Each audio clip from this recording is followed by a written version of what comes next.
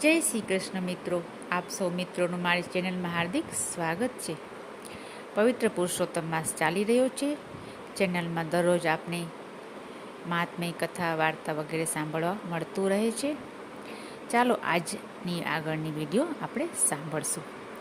આજની વિડીયો આપણે અધ્યાય 11 સાંભળશું. તેનું નામ છે સદાશિવનું વરદાન. મિત્રો, અધ્યાય 10માં આપણે સાંભળ્યું કે દુર્વાસા મુનિએ પુરુષોત્તમ માસના ખૂબ જ વખાણ કર્યા અને પુરુષોત્તમ માસના વખાણ સાંભળી અને મેઘાવતીએ અજાણતા જ તે પુરુષોત્તમ માસનો અનાદર કર્યો. તેના ફળ સ્વરૂપે દુર્વાસા મુનિએ કહ્યું કે આ પુત્રી, તે જે પુરુષોત્તમ માસનો અનાદર કર્યો છે તેનું ફળ તારે અવશ્ય ભોગવવું પડશે. મુનિની વાત સાંભળી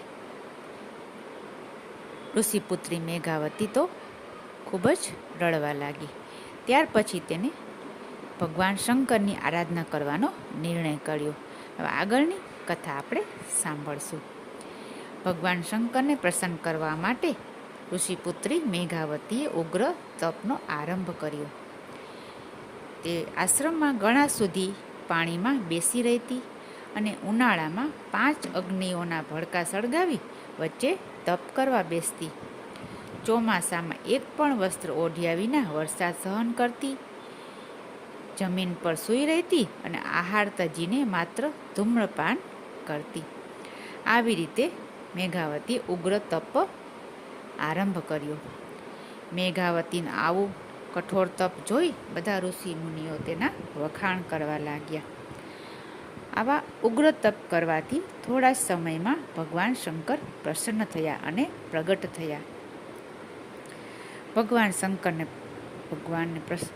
પ્રગટ થયેલા જોઈને મેઘાવતીએ આંખો ખોલી અને પ્રભુને વંદન કર્યું અને પ્રાર્થના કરવા લાગી.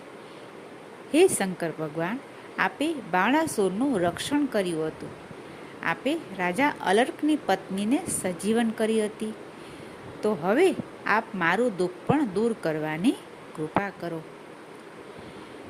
મેઘાવતીના ઉગ્ર તપથી મહાદેવજી પ્રસન્ન થયા અને કહ્યું, હે પુત્રી, તારે જે માગવું હોય તે માગ. હું તારા ઉગ્ર તપથી પ્રસન્ન થયો છું. સદાશિવનું વચનો સાંભળી મેઘાવતીએ 2 હાથ જોડીને કહ્યું, હે ભગવાન, મને રાત દિવસ પતિના જ વિચારો આવે છે. પતિ વિનાનું જીવન મને અધૂરું લાગે છે. માટે મને પતિ આપો, પતિ આપો, પતિ આપો, પતિ આપો, પતિ આપો. પતિ વિના મારે બીજું કંઈ જોઈતું નથી. આવી રીતે મેઘાવતી અજાણતા જ 5 વાર પતિ આપો શબ્દનો ઉચ્ચાર કર્યો. મિત્રો, આ વાતથી એ પણ સિદ્ધ થાય છે કે માનવીએ કોઈ પણ શબ્દ કે વાક્ય ખૂબ જ જાણી જોઈ વિચારીને બોલવા જોઈએ. જો અજાણતા કંઈ આવું બોલાઈ જાય તો ઈશ્વર તેમાં તથાસ્તુ કહી દે છે. માટે વાણી ઉપર ખૂબ જ સંયમ રાખવો. મેઘાવતીના આવા વચનો સાંભળી મહાદેવજી બોલ્યા, મેઘાવતી, તે 5 વાર પતિની માંગણી કરી છે, એટલે હું તને વરદાન આપું છું કે તને 5 સદગુણી પતિ મળશે. મહાદેવજીના વચન સાંભળી મેઘાવતી તો હેબતાઈ ગઈ. હે પ્રભુ, મને 5 પતિ મળશે? તે બોલી, પ્રભુ, સદાચારી સ્ત્રીને તો એક જ પતિ હોય તે શોભે.